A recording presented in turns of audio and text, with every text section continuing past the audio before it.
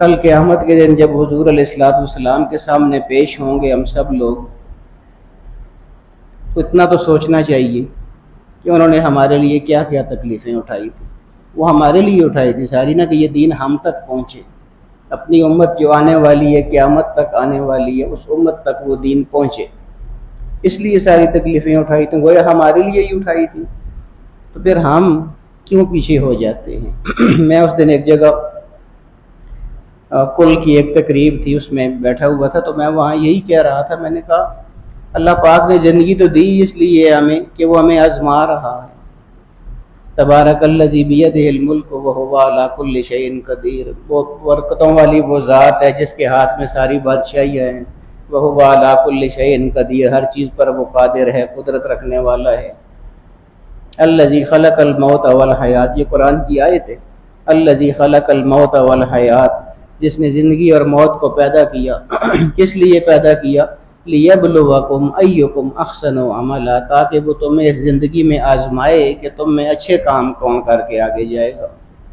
تو یہ تو سارا امتحان ہے ہماری جتنی بھی زندگی ہے۔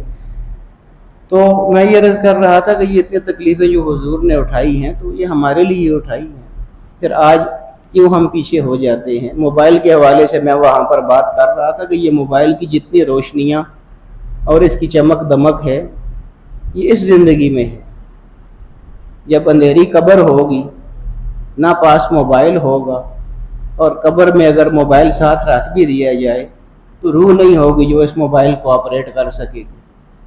تو یہ ساری روشنیاں اس دنیا کی ہیں، جانا تو ہے نا، یہ تو سب کو یقین ہے۔ اپنے ہاتھوں سے قبریں نہیں کھودتے ہیں سارے، خود لوگوں کو دفن نہیں کرتے ہیں ہم لوگ، تو وہ چلے گئے جو قبروں میں چلے گئے، تو ہم نے نہیں جانا ہے، ہم کو بھی چلے جانا ہے، ہم بھی ایک دن قبر میں ہوں گے، ہمیں بھی کوئی دفنائے گا۔ جانا تو بہرحال ہے، اللہ کے سامنے بھی پیش ہونا ہے، حضور علیہ الصلوۃ والسلام کے سامنے بھی پیش ہونا ہے۔ تو عرض میں یہ کر رہا تھا کہ جب حضور کے سامنے بھی پیش ہوں تو کم سے کم کچھ ایسے انداز میں پیش ہوں نا کہ وہ جو نعتوں میں شعر پڑھا کرتے ہیں ہمارے نعت خوان بھائی، کہ حضور خوش ہو کے کہیں کہ وہ دیکھو ہمارا غلام آ رہا ہے۔ تو غلام پہلے بنیں گے تو پھر حضور فرمائیں گے نا وہ دیکھو ہمارا غلام آ رہا ہے۔ نماز ہی ہم نہیں پڑھیں گے جو سب سے زیادہ اہم چیز ہے، تو کیوں حضور فرمائیں گے کہ وہ دیکھو ہمارا غلام آ رہا ہے؟ وہ تو ہم غلام ہوں گے ہی نہیں، تو کیوں حضور فرمائیں گے غلام آ رہا ہے؟ غلام آ رہا ہے تب فرمائیں گے جب ہم غلام بنیں گے حضور علیہ الصلوۃ والسلام۔ تو بہرحال میں عرض یہ کر رہا تھا کہ جو یہ اذیتیں اس وقت حضور علیہ الصلوۃ والسلام کو دی گئی تھیں وہ سارے دین کے لیے دی گئی تھیں، دین کو ہم تک پہنچانے کے لیے دی گئی تھیں۔ وہ حالات میں آپ کو پچھلے جمعے بہت سارے بتا چکا کہ